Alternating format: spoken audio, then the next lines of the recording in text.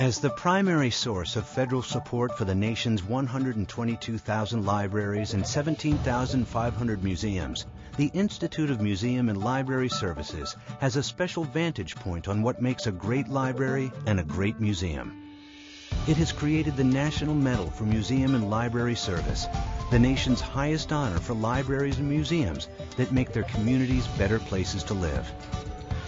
These award-winning institutions demonstrate outstanding community service. They lead efforts to address real community needs and connect everyone to knowledge, literacy, science, history, and art. The Institute is proud to honor these 10 model libraries and museums with the 2008 National Medals for Museum and Library Service. Located in Cody, Wyoming, and named after the town's favorite son, Buffalo Bill Cody, the Buffalo Bill Historical Center is composed of 7 distinct institutions that examine and interpret the life of Buffalo Bill, the times in which he lived, and the art, history, and natural history of the Old West.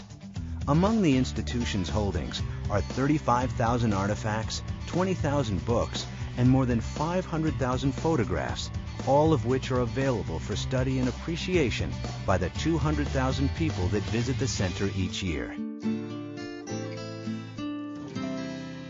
Founded in 1824 and dedicated to the same spirit of discovery and inquiry as its namesake, Benjamin Franklin, the Franklin Institute has a distinct reputation, both nationally and internationally, as a premier science center.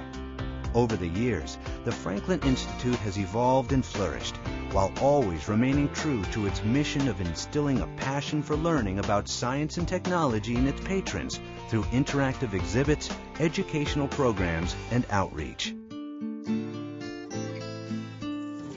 As a soldier, statesman, governor, violinist, artist, architect, inventor, and author of the best-selling novel of the 19th century, Ben-Hur, General Lew Wallace was a man of varied interests and skills. So it's fitting that the General Lew Wallace Study and Museum uses Wallace's illustrious life and accomplishments as a lens through which lessons of leadership, strong character, and lifelong learning can be taught to visitors and the community that it serves.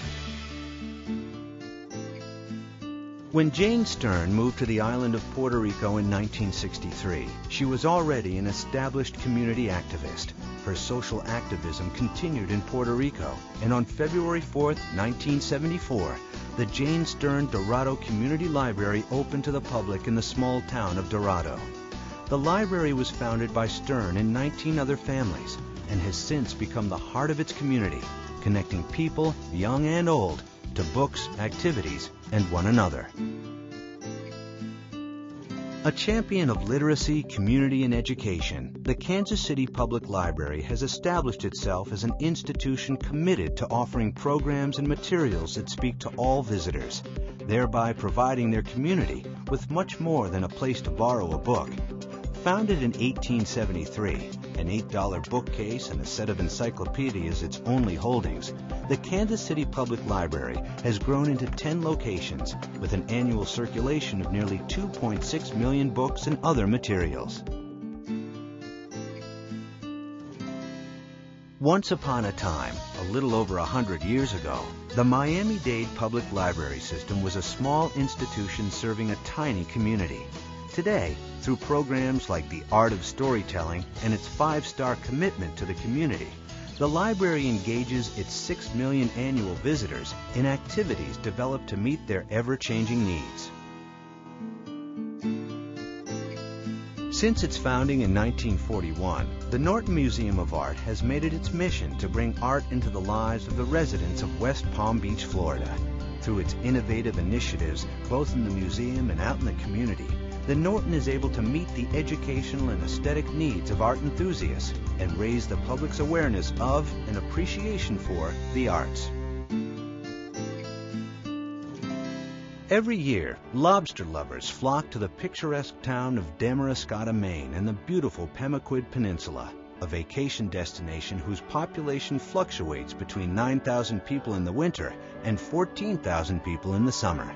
The 103-year-old Skadumpha Library meets the challenge of engaging these year-round residents and seasonal visitors alike with its varied programming and 30,000 titles in a new state-of-the-art building. With 42% of its residents foreign-born and 97 languages other than English spoken at home, Skokie, Illinois is recognized as one of the most diverse cities in the United States. The Skokie Public Library embraces the diversity of its constituency and takes great pride in targeting and tailoring its programming to the myriad populations it serves. Between 1815 and 1914, more than 30 million immigrants poured into America looking for decent work and a safe place to live. Some 7,000 people from 20 countries made their way to 97 Orchard Street, a New York City tenement.